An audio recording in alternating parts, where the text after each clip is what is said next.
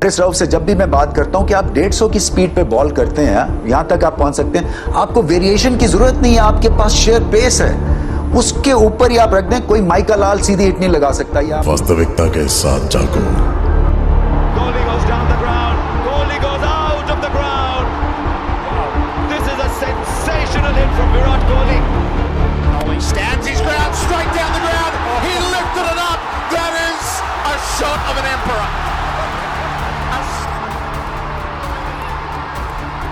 छक्का लगा वहाँ पे थोड़ा मेरा हार्ट हुआ, निकला ऐसा कुछ भी नहीं मुंह से, बट पर्सनली हार्ट हुआ यार, थोड़ा सा गलत हो गया। Yeah, going into the last 8 balls, Virat's played one of those knocks that might cost him the game. He's back, मतलब अगर कोई जिता सकता था वो वही किंग कोहली। मैंने टोल्ड हार्दिक वन थिंग कि अगर हारिस रऊफ को अटैक किया तो वो लोग पैनिक कर जाएंगे।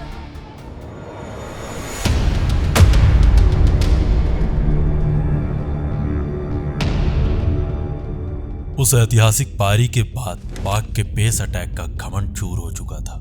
विश्व क्रिकेट के सबसे बड़े मंच पटल पर भारत को पराजित करने का सपना देख रहा पाक खुद विश्व कप के इस बड़े मंच पटल पर जिम्बाब्वे से हार गया। जिम्बाब्वे से हार के बाद पाक की रस्सी चल चुकी थी, परंतु उसमें अकड़ अभी भी बाकी थी और उसकी गवाही है पाक की ये बयानबाजी। ये है वो एशिया कप की ट्रॉफी जिसके पीछे 6 कप्तान 6 मुल्क पड़े हुए हैं, लेकिन एक बात समझ लें कि ये बाबर ने ट्रॉफी पाकिस्तान ही लेकर आनी है। पूरा मैच इस दफा होगा तो पता चल जाएगा, दूध का दूध और पानी का पानी हो जाएगा। लोग ना हमें भूलने देते ना, 2003 में सचिन ने छक्का मारा, इसी तरह हम ना चैंपियंस ट्रॉफी नहीं भूलने देंगे। ऐसे में वक्त आया एशिया कप 2023 का। पाक एशिया के लिए पूरी तरह तैयार था और तैयार था उसका पेस अटैक।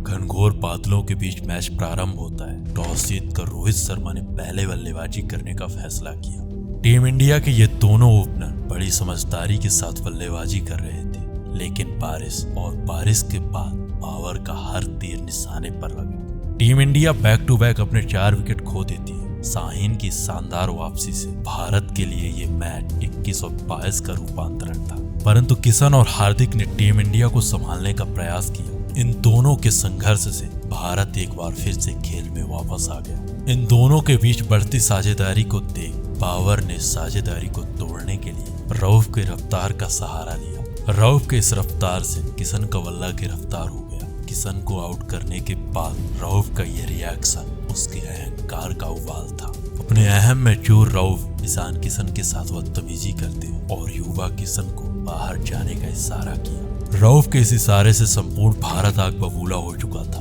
भारत का बच्चा रऊफ से बदला चाहता था, परंतु कहानी अभी बाकी थी।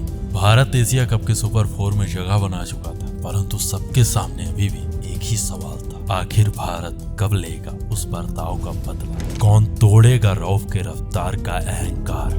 बारिश का वेला सिर्फ और सिर्फ इंडिया को हुआ है। इनकी फटी हुई थी, अगर बैटिंग आ जाती थी इनकी तो फटी हुई थी। हाथ नहीं हमने उसको ऐसे उड़ाया जिस तरह कचरे को उड़ाते हैं, टोपी के पट की तरह ऐसा धोया कि ये याद करेंगे। और इनकी बोलती बांधी, पाकिस्तान ने आज तुम्हें रगड़े, धोए, मारे, ठोका, रोका। जीता हुआ मैच हमारे हाथ से निकल गया, मैं तो परेशान हूँ। आप भारत को वाकई बारिश ने बचाए हैं। जी बिल्कुल, पाकिस्तान आज जीता है। जी बिल्कुल जीता है। लग तो यही रहा था कि हम विन करेंगे, लेकिन बारिश वाकई इंडिया को बचा गई है। कोई बुमराह हमारे लिए कुछ भी नहीं है। जितनी स्ट्रॉन्ग बैटिंग लाइन है हमारी, तो कौन बुमराह? ऐसे में सुपर 4 के मुकाबले तय होते हैं और एक बार फिर से एशिया कप में इंडियन टीम का सामना 10 सितंबर को पाक से था। इस मैच का इंतजार कर रहा संपूर्ण भारत। सबकी निगाहों में ये मैच बेहद अहम था। एक बार फिर से एशिया कप में टीम इंडिया पाक के सामने थी। मैच प्रारंभ हुआ।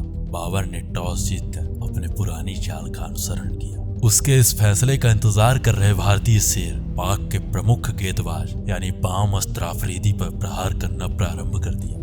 सबसे पहले हिटमैन ने इस छक्के के साथ खाता खोला, फिर गिल ने दौड़ कर पीटा। बाबर का ये बाम अस्त्र फेल हो चुका था। शुभमन के इन हमलों से वो घायल हो चुका था। हालात इतने गंभीर हो जाते हैं कि पिछले मैच के हीरो बाम अस्त्र अफरीदी को बाबर ने आक्रमण से हटा दिया। इन गंभीर हालातों को देखते हुए बाबर ने प्लान बी को अप्लाई किया, परंतु बाबर के प्लान बी का इंतजार कर रहे हिटमैन ने मोर्चा संभाला और पाक के प्रमुख स्पिनर सदाब खान को पीटना प्रारंभ कर दिया। उस दिन मैदान में बाबर का हर प्लान फेल हो रहा था। बाबर जाहिर तो नहीं कर रहा था, परंतु अंदर से बहुत रो रहा था। पहले मैच में महज 35 रन देने वाले आफरीदी 10 सितंबर के दिन महज 18 गेंदों में 31 रन लुटा दिए। रोहित और गिल के सामने नासिम के अलावा पाक का कोई दूसरा गेंदबाज गेंदबाजी करने को तैयार नहीं था। पावर प्ले के समाप्ति तक टीम इंडिया ने 61 रन बना डाले। सदाब खान के हालात इतने गंभीर हो चुके थे कि वो बंदा अपने लाइन और लेंथ दोनों भूल चुका था। उसके चेहरे की यह निराशा बता रही थी कि उस दिन उस वक्त उस पर क्या गुजर रही थी। इंडियन टीम के दोनों ओपनर्स का अर्धशतक पूरा हो चुका था। अब ये दोनों प्लेयर खुलकर खेलना चाहते थे। इन दोनों की निगाहें अब जम चुकी थी, परंतु सदाब की इस बॉल पर रोहित ने अपना विकेट फेंक दिया। खराब टाइमिंग के चलते रोहित शर्मा मैदान छोड़ चुके थे। अगले ओवर में साइंस आया अफरीदी ने एक शानदार वापसी की और शुभमन गिल को अपने 16 रन में फंसा लिया। Back to back team India के 2 बड़े विकेट गिर चुके थे। मैदान में जम चुके ये दोनों ओपनर अब मैदान छोड़ चुके थे। एक बार फिर से ऐसा लगने लगा कि पाक के इन गेंदबाजों के सामने टीम इंडिया फिर से बिखर जाएगी, परंतु इस बार कहानी में बदलाव था। 20 ओवर तक टीम इंडिया का स्कोर 135 रन पर 2 विकेट था। श्रेयस की जगह मैच खेल रहे राहुल और विराट टीम इंडिया की इस पारी को आगे बढ़ा रहे थे, परंतु एक बार फिर से बारिश की वजह से ये मैच अब रिजर्व डे पर पहुंच चुका था। अगले दिन का इंतजार कर रहा संपूर्ण भारत रिजर्व डे के दिन पाक गेंदबाजों की धुलाई देखना चाहता था। विराट और राहुल ने बड़ी समझदारी के साथ पहले 25 ओवर में टीम इंडिया के स्कोर को 150 के पार पहुंचा दिया। फिर 30 ओवर में 175 रन। टीम इंडिया के पास 8 विकेट अभी भी बाकी थे।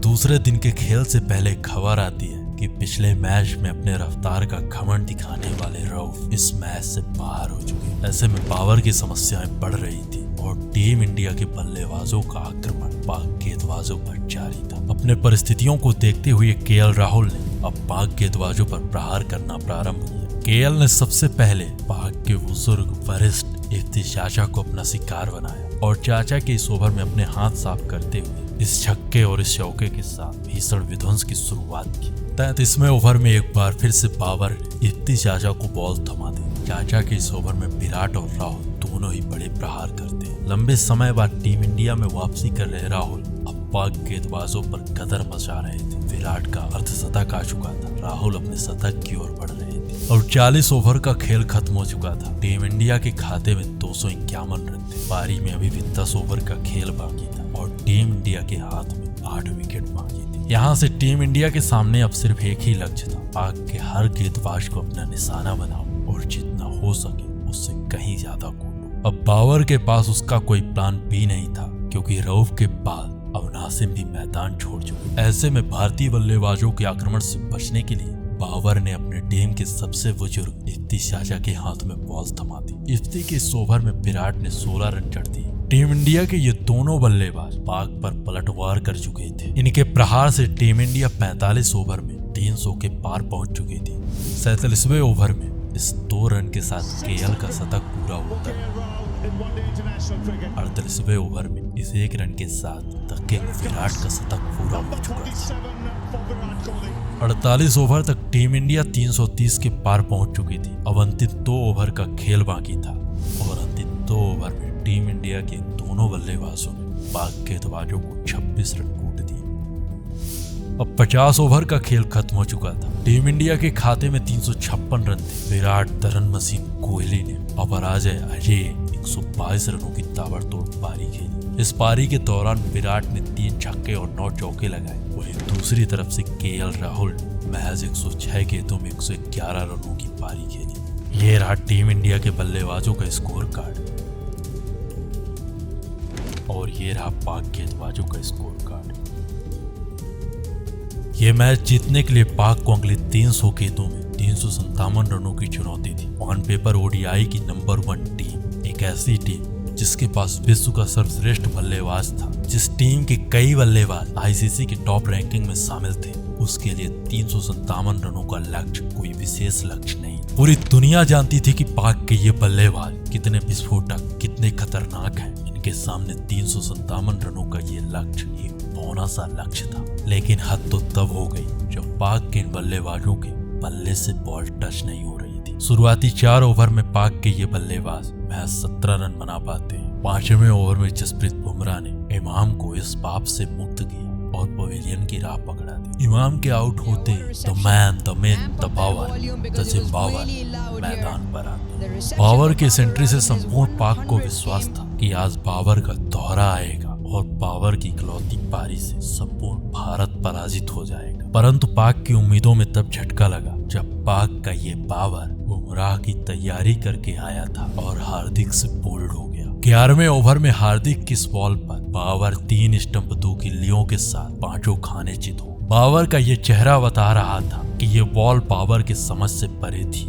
ये बॉल बाबर की औकात बता रही थी। 20 ओवर का खेल खत्म हो चुका था। पाक के 4 विकेट गिर चुके थे। करंट रन रेट 4 से भी कम था और वहीं रिक्वायर्ड रन रेट पाक के औकात से बाहर था। 25 ओवर आते आते 100 रन पर पाक की आधी टीम पवेलियन की राह पहुंच चुकी थी। टीम इंडिया में कमबैक कर रहे कुलदीप यादव ने एक बार फिर पाक बल्लेबाजों पर प्रहार करना प्रारंभ किया और 30 ओवर का खेल खत्म होते होते पाक के 7 विकेट गिर चुके थे। एशिया कप में भारत का घमंड तोड़ने आया पाक इस मैच में अब अपनी लाज बचाने के लिए खेल रहा था। विश्व की नंबर 1 टीम, विश्व का सर्वश्रेष्ठ बल्लेबाज, एक ऐसी टीम जिसके पास विश्व स्तरीय बल्लेबाज थे, वही पूरी टीम 32 ओवर आते आते 128 रनों पर ऑल आउट हो जाती है। पाक को 228 रनों की एक बड़ी हार का सामना करना पड़ा। ये रहा पाक बल्लेबाजों का स्कोर कार्ड।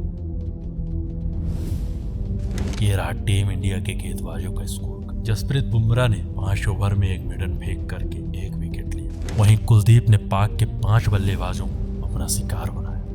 उम्मीद है कि हमारी आवाज, हमारे अंदाज में हमारी ये मैच स्टोरीज, ये मैच डॉक्यूमेंट्रीज आपको पसंद आ रही होंगी। तो प्लीज सब्सक्राइब करें हमारे चैनल द डॉक्यूमेंट्री को एंड हमें इंस्टा में भी जरूर फॉलो करिए क्योंकि हमें वहां भी आपके प्यार की जरूरत है। तो हंसते रहिए, खेलते रहिए और देखते रहिए द डॉक्यूमेंट्री, हमारी आवाज हमारे अंदाज में।